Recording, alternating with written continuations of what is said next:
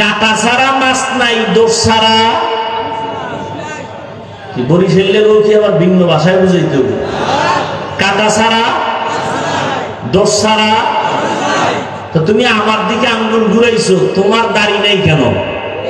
তোমার চুলগুলো বেঈমানের লাইনে কেন? তোমার বোনের খবর নাও, নামাজ পড়েনি, পর্দা করেনি, তোমার আব্বা আম্মার খবর কি, তোমার ভাই বোনের খবর কি, এটি আগে ঠিক কইরা এরপরে তাবলীগের বিরুদ্ধে হাতে কলম লও। তোমার দাড়ি নাই, তোমার অধিকার নাই অন্য দাড়িওয়ালার বিরুদ্ধে কথা বলা।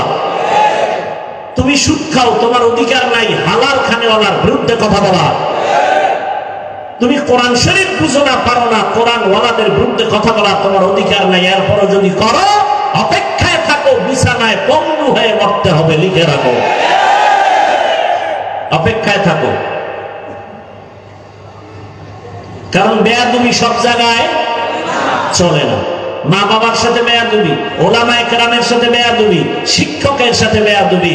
মৃত্যুর আগেই মরা, মরবে, বিছানায় পড়ে থাকবে, হাত থাকবে, পাওয়ার থাকবে না, চোখ থাকবে, চোখের পাওয়ার থাকবে না, হাত দুর্বল হয়ে যাবে, বিছানায় কাঁদতে কাঁদতে মরে যাবে, একজন আপন পাশে কাউকে পাবি না। সর্বশেষ একটা কথা বলে যাই, এই জাতির জন্য পৃথিবীতে, এই জমিনে ওলামায়ে কেরাম ছাড়া তোমাদের আপন নিঃস্বার্থ বন্ধু কেউ নাই, সব স্বার্থপর। একমাত্র নিঃস্বার্থ বন্ধু কারা? ওলামায়ে কেরাম।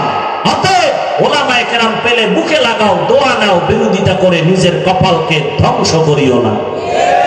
আমি বলি নাই তুমি কওমি মাদ্রাসা আসো, তাবলীগে আসো, চরমনাই যাও, তাসকুল্লি পড়ো, না হয় জাহান্নামী, বলছি না। স্কুলে পড়ো আলহামদুলিল্লাহ, কলেজে পড়ো আলহামদুলিল্লাহ, চাকরি করো আলহামদুলিল্লাহ, ব্যবসা করো আলহামদুলিল্লাহ, ডাক্তার হও, ইঞ্জিনিয়ার হও, প্রফেসর হও, দাবি একটা, বেয়াদব হইও না। এরপরেও যারা কওমির বিরোধিতা করে ওরা মানুষ নামের পশু। আল্লাহ হেদায়েত দান করুন। ভাষা জানা এটা কি খারাপ? ফার্সি ভাষা জানা এটা খারাপ? অনেকে বলে এটা দরকার নেই। কেন দরকার নাই? তাহলে তুমি বলে দাও আরবি আমাদের ভাষা না, আরবি তো আরবের ভাষা, এটাও বাদ দাও।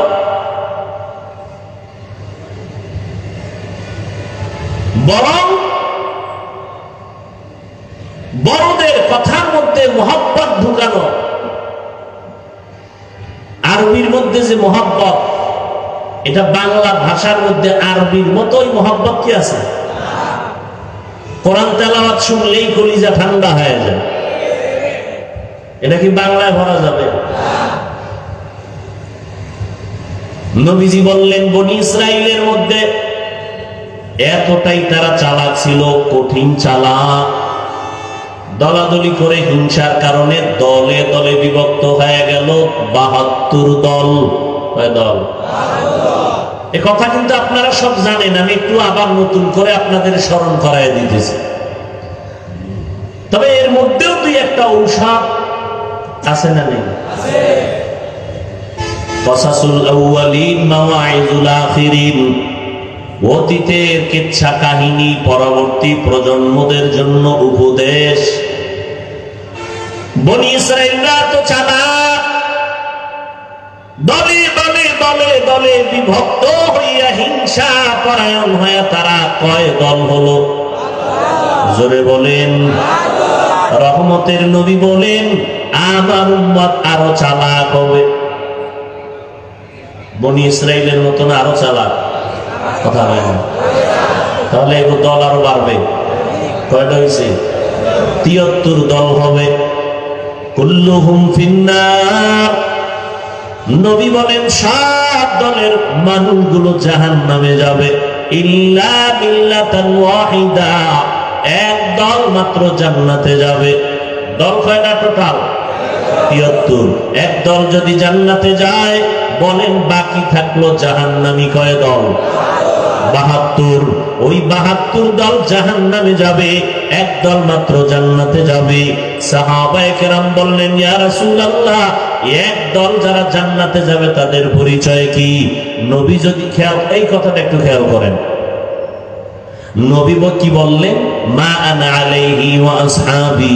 নবী যদি বলতেন আমি মুহাম্মদের যারা মানবা, আমার আদর্শ মেনে যারা চলবে তারা জান্নাতে যাবে, নবী এতটুকু বললেও হতো না? হতো না?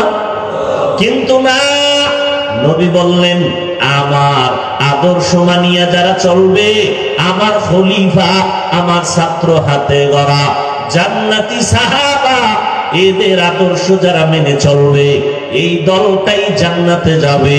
অতএব যারা বলবে আমি মুহাম্মদের মানি, সাহাবায়ে কেরামদের মানি না, তুমি রেজাল্টটা কপালে লিখে নাও, তুমি মুসলমান ঠিক, তবে ৭২ দল জাহান্নামীদের অন্তর্ভুক্ত। যারা সাহাবায়ে কেরামের বিরুদ্ধে লেখালেখি করে, ইশারায় বলে, আল্লাহর কসম তারা ভণ্ড। তাদেরকে যারা ভণ্ড বলবে না তারাও ভণ্ড। সাহাবায়ে কেরামের বিরুদ্ধে বলনেওয়ালা আছে না নাই? ভালো করে আজীবনের জন্য মনে রাখবেন, সমস্ত সাহাবায়ে কেরাম বিনা হিসাবে জান্নাতি। মনে থাকবে? আমার এই কথার কাউন্টারে কেউ থাকলে দাঁড়াও। সমস্ত সাহাবায়ে কেরাম একজনও জাহান্নামী? রাদিয়াল্লাহু আনহুম ওয়া রাদু আন, যালিকা লিমান খাশিয়া রাব্বাহ। আল্লাহ তাদের উপরে রাজি, তারাও আল্লাহর উপরে রাজি। আমি যে এই কথাটা বুঝাবার জন্য এত দূর আসলাম, সব মুমিনকে আল্লাহ টার্গেট দিলেন, উপদেশ দিলেন। আল্লাহ দুইটা কথা বললেন, ভয় করো, আল্লাহর প্রিয় বান্দাদের বন্ধু হও। বেঈমানের কেন বলেন নাই? বেঈমানেরা জান্নাত পাবে না, জান্নাত পাবে শুধু মুমিনেরা। তবে মুমিনেরাও যে পাবে, সবাই পাবে না। এই মুমিনদের মধ্যে একদল জান্নাতে যাবে হিসাব ছাড়া, আর ৭২ দলেরা জাহান্নামে যাবে। তবে জাহান্নামে চিরকালের জন্য যাবে না। যার ঈমান আছে ও শাস্তি ভোগ করার পর আবার জান্নাতে আসবে।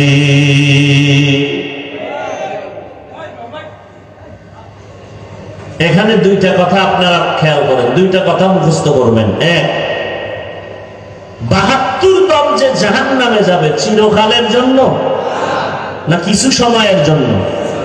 আপনারা জানেন আমার রাসূল শাফিউল মুজনিবিন, বলেন আমার নবী শাফাআত করবেন না করবেন না?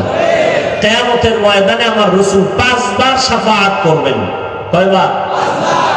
১ বার হবে বেঈমান মুমিন সবার জন্য, আর ৪ বার হবে স্পেশাল শুধু মুমিনদের জন্য। কয়বার হবে শাফাআত করবেন নবী, সুপারিশ করবে? কয়বার? ১ বার হবে আম সবার জন্য, আর স্পেশাল কয়বার? ৪ বার। কাদের জন্য? একদল মুমিনের শাস্তির মেয়াদ বেশি, নবী সুপারিশ করবে, আল্লাহ মেয়াদ কমাও, আমার উম্মত এত কষ্ট সইতে পারবে না, রিমান্ডের মাইল বাদ দাও। রিমান্ড চায় না আসামির ব্যাপারে, তো রিমান্ড মঞ্জুর করা হবে না। আল্লাহ রাসূল সুপারিশ করে রিমান্ড মঞ্জুর বন্ধ করে দিবেন। এইভাবে শুধু মুমিনদের জন্য ৪ বার স্পেশাল সুপারিশ করবেন নবী। একজন মুমিনও জাহান্নামে থাকবে না, সবগুলো আল্লাহ জান্নাতে দিয়ে দিবেন। কার সুপারিশে? রাসূলের সুপারিশে। অতএব কেউ যদি বলে কেউ জাহান্নামে একবার গেলে আর বের হতে পারবে না, কথাটা কোরআন হাদিস বিরোধী, কথাটা কোরআন সুন্নাহ বিরোধী। নাম্বার ২, কথাটা মনে রাখবেন, এই যে ৭২ দল জাহান্নামী, এরা কি হিন্দু, বৌদ্ধ, খ্রিস্টান, ইহুদি? এই ৭২ দল জাহান্নামী সব হবে মুসলমান। সবাই কি মুসলমান? এই ৭২ দলের লোক এখানে আছে না নেই? আছে। এখানে সবাই মুমিন মুসলমান। এমনও মুমিন নবীর আশিক এখানে বসে আছেন, আজকে ফজর পড়ে নাই, যোহর পড়ে নাই, আসর পড়ে নাই, মাগরিব পড়ে নাই, এশা সামনে পড়বে। কয়জন পড়ে আল্লাহ? ও সময় বিরতি নিয়ে রাস্তায় বেরিয়ে টানবে। হ্যাঁ, আল্লাহ মুমিনদের ২টা আদেশ দিলেন, কোন বেঈমানকে দেন নাই, শুধু মুমিন। কারণ আল্লাহ চান মুমিন জান্নাতে যাবে, আর কেউ জান্নাতে যাওয়ার সুযোগ নাই। তবে এটাও সত্য কথা, আমার আল্লাহ কোন বান্দা বান্দিকে জাহান্নামে দিতে চান না। বেঈমানেরা জান্নাত পাবে পাবে পাবে না, কিন্তু আল্লাহ কোন বান্দা বান্দিকে জাহান্নামে দিতে চান না। এক সেকেন্ডের জন্য কোন বেঈমান কেউ আল্লাহ জাহান্নামে দিতে চান না। কথা, জাহান্নাম বানাইলেন কেন? যদি নাই চান, তা কিছু গাদ্দারেরা আমি মাওলার সাথে যুদ্ধ করে জাহান্নামে যাবে, এরকম কিছু মানুষ আছে।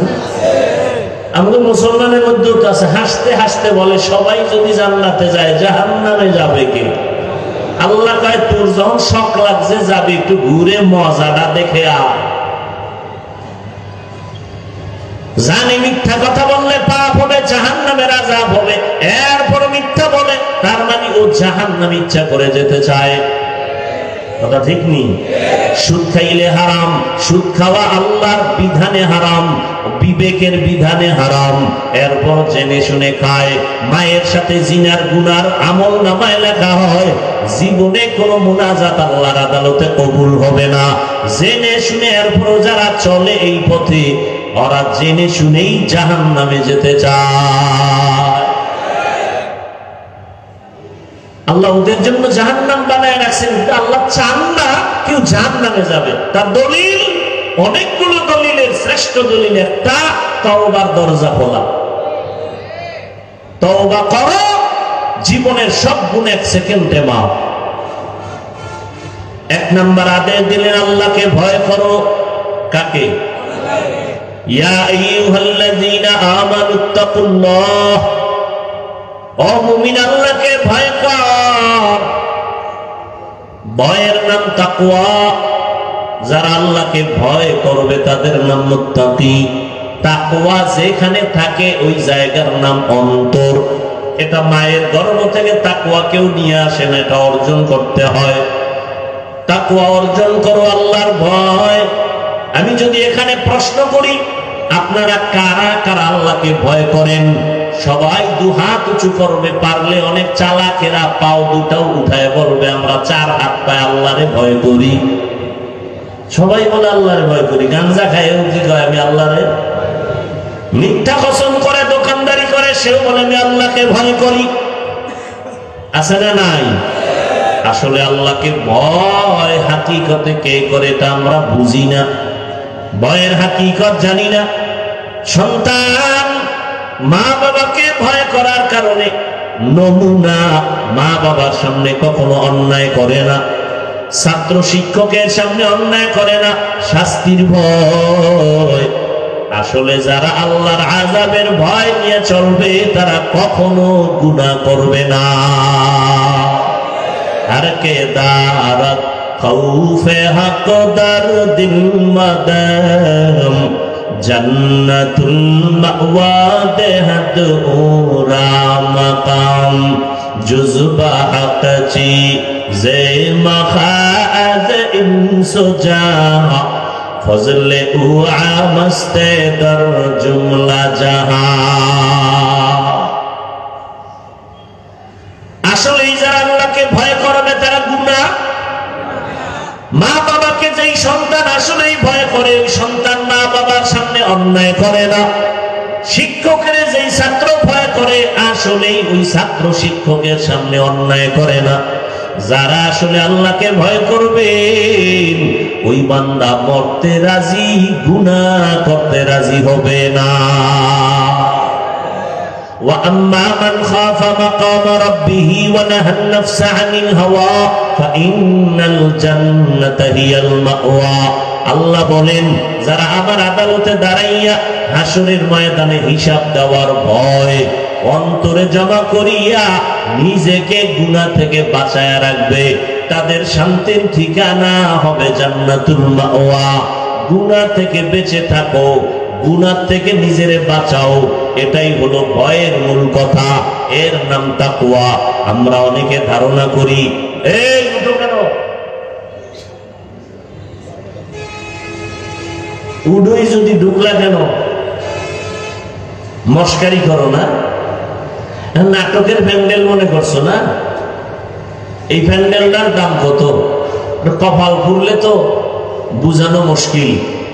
আর আমি হাফিজুর রহমানের বয়ানে বুঝবে কেন? স্বয়ং রসুল বয়ান করলেও কালেমা পড়ে না যদি কপাল ফুরে যায়। এরকম দুই একটা কপাল ভরা বেঈমানের নাম জানেননি যে রসুলের বয়ানেও কালেমা পড়ে নাই? কি নাম? আর কপাল যদি খুলে যায় রে যুবক, নবীরে জবাই করতে আসিয়াও কালেমা পড়ে ফেলে। এর নাম কপাল। এর নাম কি? কপাল। এখানে বয়ান চলে, বহুদিনের এলান। অনেকে আসতে চাইছিল, পারে নাই, কপাল বড় খারাপ।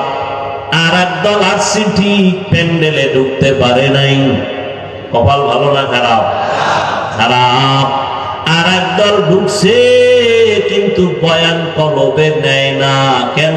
বলে গজবের মোবাইল আছে না নাই? যারা মোবাইল নিয়ে ব্যস্ত, এদের কলবের মধ্যে বয়ান ঢুকবে না, বরং এই মজলিসের সাথে আদব রক্ষা হয় না। এই মিয়া শিক্ষকের সামনে ছাত্র বয়ান করতেছে, পড়াইতেছে, ছাত্র যদি অন্যদিকে ফিরে থাকে তাহলে এটা আদব না বেয়াদবি? কেন এই বেয়াদবি?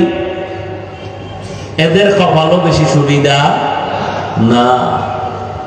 লিকুল্লি শাইইন যিনাতুন ফিল ওয়ারা ওয়া যিনাতুল মারই তামামিল আদাবি। আজ খোদা খাহিমে তৌফিকে আদব, বেআদব মাহরুমে কাশ আজ ফজলে রাও। ভাইরা আমার, আদব আলা জিন্দেগির বড় মূল্য। আদব নাই, ওই জিন্দেগির কোনো দাম নাই। এজন্য নবী বলেন, মান তাওয়াযা লিল্লাহ রাফাআহুল্লাহ। যে আল্লাহর জন্য নিজেরে ছোট বানায় দেয়, আল্লাহ তার মর্যাদা বাড়ায় দেয়। এরে আল্লাহর গোলাম, আল্লাহর ভয় মানে গুনাহ থেকে বাঁচো। আমরা ধারণা করি বেশি বেশি জিকির করার নাম তাকওয়া, তেলাওয়াতের নাম তাকওয়া। না না না, বেশি বেশি জিকির করার নাম তাকওয়া না, বেশি বেশি নামাজ পড়ার নাম তাকওয়া না, তেলাওয়াত করার নাম তাকওয়া না। তাকওয়ার আসল কথা হলো গুনাহ থেকে বেঁচে থাকার নাম হলো তাকওয়া। কিসের থেকে বেঁচে থাকা? এই জন্য এই কথা আমি বারবার বলি, ও বান্দা, নেক আমল করতে পারো বা না পারো, গুনাহ করা যাবে না। নেক আমল করতে পারো বা না পারো, গুনাহ করিও না রে যুবক। কারো প্রশংসা করতে পারো বা না পারো, কারো বদনাম করো বা না, এর নাম তাকওয়া। কারো উপকার করতে পারো বা না পারো, কারো ক্ষতি করো বা না, এর নাম তাকওয়া। বেশি বেশি নেক আমল করার নাম তাকওয়া না গুনাহ ছাড়ার নাম? গুনাহ ছাড়ার নাম। ক্বালান নবিয়্যু সাল্লাল্লাহু আলাইহি ওয়া আলিহি ওয়া সাল্লাম, ইত্তাকিল মাহারিম তাকুন আ'বাদান নাস। ও আল্লাহর বান্দারা, নবীজি বলেন, হারাম অবৈধ আল্লাহর নিষিদ্ধ জিনিস থেকে নিজেরে বাঁচাও। আল্লাহর কাছে মানুষের মাঝে মর্যাদা বেড়ে যাবে, আল্লাহর কাছে দাম বেড়ে যাবে। ইন্না আকরামাকুম ইনদাল্লাহি আতকাকুম। যার মধ্যে তাকওয়া আছে, আল্লাহর কাছে সে সব থেকে বড় প্রিয়। তাকওয়া তো মায়ের গর্ভ থেকে নিয়ে আসি নাই, এটা অর্জন করা লাগবে। কয় লাগবে।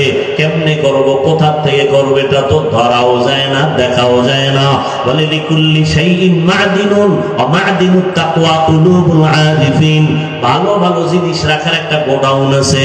তাকওয়ার গোডাউন হলো আল্লাহর প্রিয় বান্দাদের অন্তর, কলব হলো তাকওয়ার গোডাউন। এদের সাথে লাইন লাগায় দাও, কুনু মা'আস সাদিকিন। আল্লাহর প্রিয় বান্দা যারা, তাদের বন্ধু হইয়া থাকো।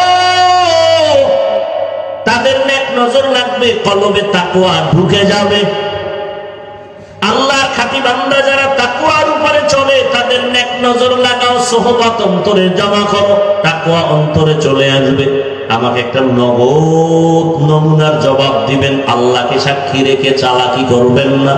এতক্ষণ যে আপনারা বয়ান শুনছেন, ওলামায়ে কেরামের আরো শুনবেন।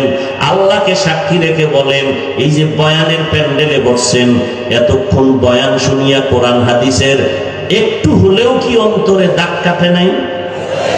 সত্য কথা বল, কাটছে? একটু ভয় আসছে? 2 ঘন্টা উলামায়ে কেরামের কথা শুনে তাদের মজলিসে বসলে যদি হালকা হলেও তোমার মরণের ভয়, জাহান্নামের ভয় অন্তরে আসে, ওই উলামায়ে আহলে হক তাদের কাছে যদি তুমি 1 ঘন্টা না 2 ঘন্টা না বছরকে বছর সময় কাটাও, তুমি কলবটারে গুনাহমুক্ত করিয়া জান্নাতি হইয়া কবরে যাইবা। সোহবতে সালে তোরা সালে কুনা, সোহবতে তালে তোরা তালে কুনা দেখ জমানা, সোহবতে বা আউলিয়া পে তেরা 100 সালা তাআত বেরিয়া। আমাকে একটু বলেন তো, নবীজি কিয়ামতের আগে আর আসবেন? সত্য কথা বলেন। আবু বকর আসবেন? ওমর আসবেন? কোন সাহাবা আসবেন? আবু হানিফা আসবেন? ইমাম বুখারী আসবেন? আসবেন? সঠিক বলছেন না? দ্বিতীয় প্রশ্ন, ওলামায়ে কেরাম ছাড়া বাকি যারা আছেন আপনাদেরকে বলছি বুঝাবার জন্য, কোরআন শরীফের আরবি পারেন? কোরআনের আরবি পড়তে পারেন? অনেকে পারেন না। তাফসীর পড়তে পারেন আরবি? কথা বলেন। কোরআন শরীফের মূল তাফসীর কি? আরবি। পারেন? হাদিস আরবি পারেন? হাদিসের ব্যাখ্যা পারেন? জান্নাতে যেতে চান? বলেন, জান্নাতে যেতে চান? সত্যিই তো চান না? জান্নাত কোন পথে? এই ঠিকানা আছে কোথায়? কোরআন হাদিসে। কোথায়? আপনি তো কোরআনও পড়তে পারেন না, আরবি তাফসীর বুঝেন না, হাদিস বুঝেন না, এখন আপনার উপায় কি? আপনি যদি বুরুগাটা চায়ের দোকানে বয়া মোসে তেল মাইরা কম, আমি কোনো মাযহাব মানি না, আমি ইমাম মানি না, আমি কোনো হুজুর টুজুর মানি না, তো আমি কারে মানি? আমি শয়তানের মানি। তুমি জান্নাতি না জাহান্নামী? ওলামায়ে কেরাম ছাড়া কোরআন বুঝার কোনো পথ আছে? ওলামায়ে কেরাম ছাড়া হাদিস বুঝার কোনো পথ আছে? তাহলে এই পচা গান্ধা বুদ্ধি তোমার ব্রেনে কে দিয়েছে যে তুমি বলতেছো আমি বুখারী মানি, আমি হাদিস মানি, কোরআন মানি? তুমি হাদিস বুঝো না, কোরআন বুঝো না, তুমি কিভাবে বলো আমি হাদিস মানি? কোনো মাযহাব মানি না, কোনো ইমাম মানি না, কোনো ওলি মানি না, আউলিয়া মানি না। আল্লাহ কসম করে বলে গেলাম, আল্লাহ শপথ করে বলে গেলাম 3 বার, ওয়াল্লাহি বিল্লাহি তাল্লাহি, যারা বলে ওলিয়া উলিয়া মানি না, খোদার কসম ওরা ভণ্ড। কোরআন মানে না, বুখারী শরীফ মানে না, ওদেরকে যারা ভণ্ড বলবে না, আল্লাহর কসম ওরাও ভণ্ড।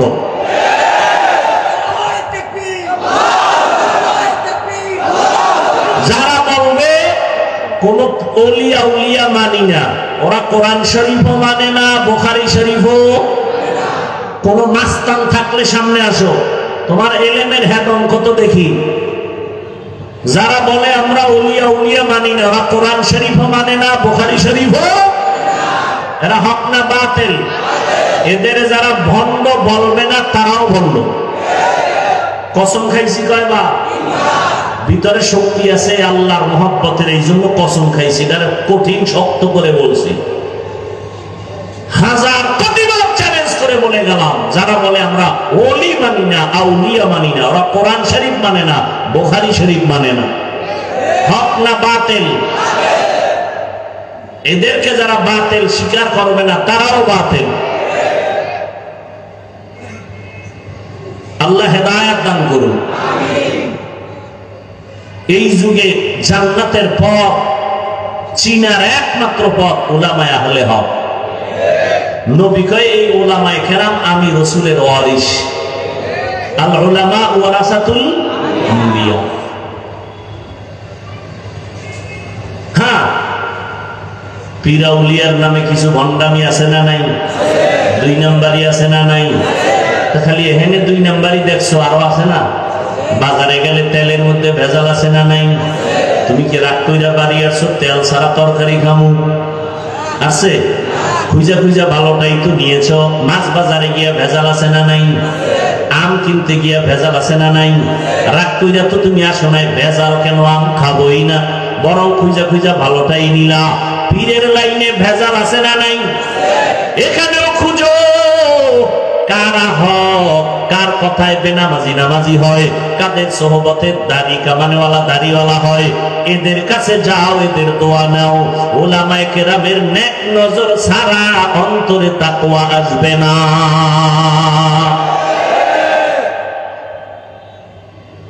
এবার একটা বাংলা প্রশ্ন করি, বাংলা সহজ, পেশা। আমাদের দেশে তাবলীগ আসেনি, পীর মুরিদি হক লাইনে আসেনি, বলেন? এবার আপনারা জবাব দিবেন। ওলামায়ে কেরামদের জবাবটা আমার দরকার নাই, আপনারা আলেমদের কাছে দিন। আমি সাধারণ মানুষের কথা বলি, সাধারণ মানুষ থেকে জবাব নিতে চাই। তাবলীগের কারণে, খুব খেয়াল করে জবাব দিবেন, তাবলীগের কারণে আমার বাংলাদেশের মুসলমানের ঈমানের কি পরিমাণ ক্ষতি হয়েছে? জবাব দেন। হ্যাঁ, সরাসরি বলেন, পেঁচগোছ নাই, মুনাফিকি করবেন না। হয়েছে? ভালো হয়েছে? আচ্ছা, এবার আসেন, হক লাইনে পীর মুরিদি আছে না নাই? বাহাদুরপুর আহলে হক নাকি? চরমনাই, নানুপুর, কথা বলেন না কেন? এদের দ্বারা, এই যারা হক, এদের দ্বারা আমার বাংলাদেশের মুসলমানের ঈমান আমলের ক্ষতি হয়েছে না উপকার হয়েছে? বিরোধিতা কেন? আসেন 3 নাম্বার, কওমি মাদ্রাসার দ্বারা আমার দেশের মুসলমানের কি পরিমাণ ক্ষতি হয়েছে বলেন? হয় নাই? তো কওমি মাদ্রাসার বিরোধিতা কেন? প্রশ্ন তাদের কাছে যারা বিরোধিতা করে, বলো বাবা তোমার কি লাভ আর ইসলামের কি লাভ? বাস এই দুইটার জবাব আমাকে দাও, ভালো করে বুঝো। তাবলীগের বিরোধিতা করার দ্বারা, চরমনাই, উজানি, বাহাদুরপুর, নানুপুর যারা হক পীর, এদের বিরোধিতা করার দ্বারা, কওমি মাদ্রাসার বিরোধিতা করার দ্বারা তোমার লাভ কি আর ইসলামের লাভ কি? আমাকে এই দুইটা জবাব দাও। যদি কও হুজুর ইসলামের লাভ না হইলো আমার অন্তর একটু ঠান্ডা হয়, তাহলে এই জন্য আমি দুঃখিত, চুপ থাকলাম। আর যদি বলো না ইসলামেরও লাভ হয় বিরোধিতা করলে, তাহলে আমিও করব, বলো।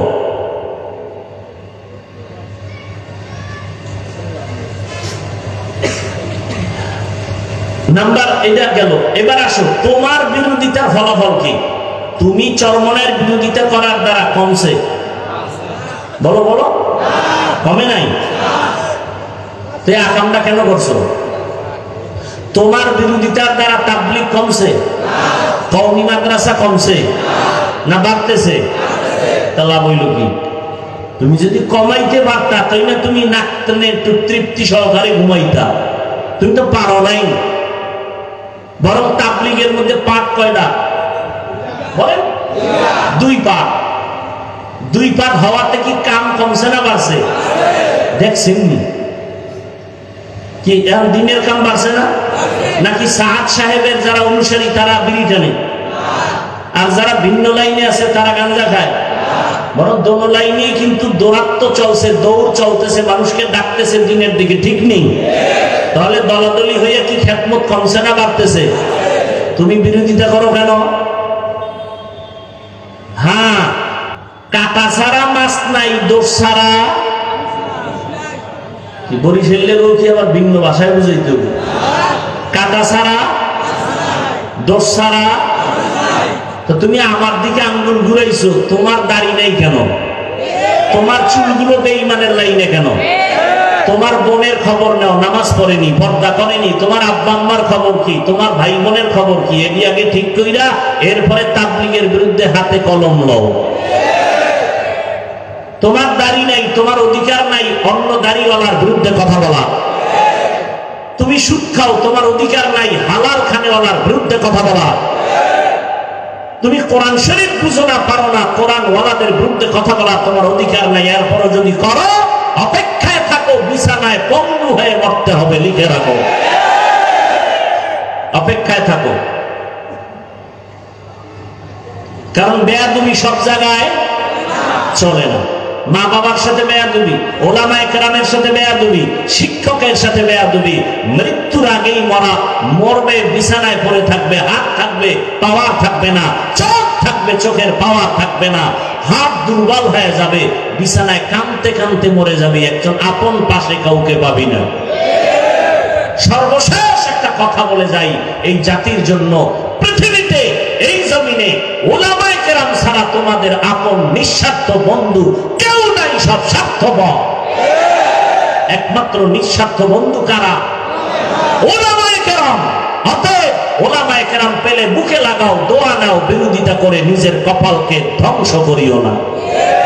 আমি বলি নাই তুমি কওমি মাদ্রাসায় আসো, তাবলীগে আসো, চরমনাই যাও, তাসকুল্লি পড়ো, না হয় জাহান্নামী, বলছি না। স্কুলে পড়ো আলহামদুলিল্লাহ, কলেজে পড়ো আলহামদুলিল্লাহ, চাকরি করো আলহামদুলিল্লাহ, ব্যবসা করো আলহামদুলিল্লাহ, ডাক্তার হও, ইঞ্জিনিয়ার হও, প্রফেসর হও, দাবি একটা, বেয়াদব হইও না। বেয়াদব না হয়ে যদি ভালো ডাক্তার হতে চাও তো দুই জিনিস লাগবে। কয়টা? আমার বয়ান শেষ। দুই জিনিস। এক, সুস্থতা লাগবে। কি লাগবে? দুই, সুন্দর চরিত্র লাগবে। তুমি সুস্থ, চাকরি হয়েছে কিন্তু তোমার চরিত্র শেষ, চাকরি থাকবে। তোমার চরিত্র ফুলের মতো কিন্তু তুমি অসুস্থ, চাকরি টিকবে? সুস্থ থাকতে হবে, চরিত্র ঠিক করতে হবে। আর এই দুইটাকে হোমানে জবাই করতেছো মোবাইল দিয়া। মোবাইলের দ্বারা কি শুধু ইমানের ক্ষতি, শরীরের ক্ষতি না? এই শিক্ষিত যুবক বাবারা, আজকে বাসায় গিয়ে গুগলে ঢুকো, অ্যান্ড্রয়েড মোবাইলের দ্বারা তোমার শরীরের কি কি ক্ষতি হয় ওখানে লেখা আছে। আমরা হুজুর টুজুর না, তোমরা মুরব্বী সব টাইওয়ালারা বসে আছে, ওখানে সব থিওরি দেওয়া আছে, চিকিৎসা বিজ্ঞানীরা কি বলেছে এই মোবাইলের দ্বারা তোমার শরীরের কি কি ক্ষতি হয়। এই যুবক, 40 বছরের আগে তোর চেহারা নষ্ট হবে না, মাত্র তোর বয়স 25-27, তোর চেহারার মধ্যে আলো নাই কেন, উজ্জ্বলতা নাই কেন বল?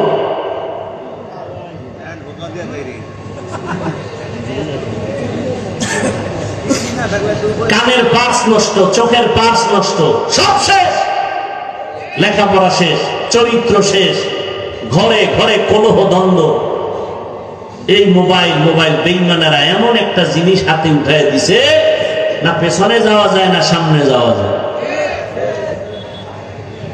সারাটা রাত সুস্থ থাকার জন্য আল্লাহর দেওয়া অমূল্য এক সম্পদ রাতের ঘুম, আর সেই রাতের ঘুম জবাই করছে মোবাইল দিয়ে।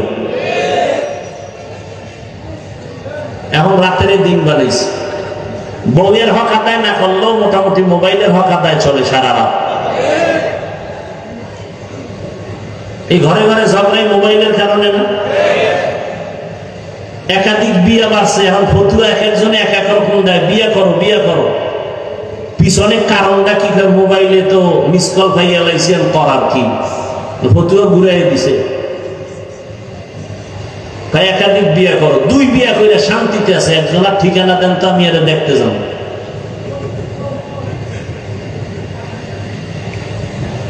দুই বউ লইয়া শান্তিতে আছে, একটা প্রমাণ আমাকে দেন তো আমি এটা দেখতে যাব কি শান্তিতে আছে। ওই একজনারে বলে প্রশ্ন করছে, বউ কয়টা? কয় 4টা। হক আদায় করেননি ঠিক মতো? হক কেমনে? কয় ছোট বউর দ্বারে থাকি আর 3 বউর সাথে মোবাইলে কথা বলি, এগুলো হক আদায় করে। আল্লাহ আমাকেও মাফ করেন, আপনাদেরও মাফ করেন। কোরআন শরীফের আয়াত, একাধিক বিয়া ওই ব্যক্তি করবে যে আল্লাহর ভয় নিয়ে, তাকওয়া নিয়ে চলবে, বিন্দু থেকে বিন্দু বেইনসাফি করবে না। এই নিশ্চয়তা যদি থাকে তাহলে সে একাধিক প্রয়োজন হলে করতে পারবে। যার মধ্যে এই নিশ্চয়তা নাই তার জন্য সুযোগ নাই, বরং করলে ও মরার আগে জাহান্নাম দেখে মরবে। মোবাইল সাইট কালেকশন করতে করতে পেছে বইরে গেছে, এখন ফতুয়া শুরু হয়ে গেছে, বেশি বিয়ে করো বেশি বিয়ে করো।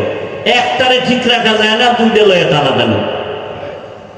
আল্লাহ হেদায়েত দান করুন। আরো জোরে বলেন আমিন। এই মোবাইলের গুনাহের থেকে আল্লাহ আমাদের সবাইকে হেফাজত করেন। বয়ান চলবে, আপনারা কেউ উঠবেন না, শেষে দোয়া করে যাবেন। আমি যেহেতু বরিশাল যেতে হবে, ওখানে বয়ান অনেক টাইম যায়, কষ্ট হয়ে যাবে, দোয়া করবেন।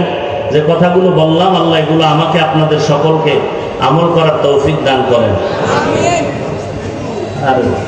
সুবহানাল্লাহি ওয়া বিহামদিহি সুবহানাকাল্লাহুম্মা ওয়া বিহামদিকা আশহাদু আল লা ইলাহা ইল্লা আনতা আস্তাগফিরুকা ওয়া আতুবু ইলাইক। আসসালামু আলাইকুম ওয়া রাহমাতুল্লাহি ওয়া বারাকাতুহু।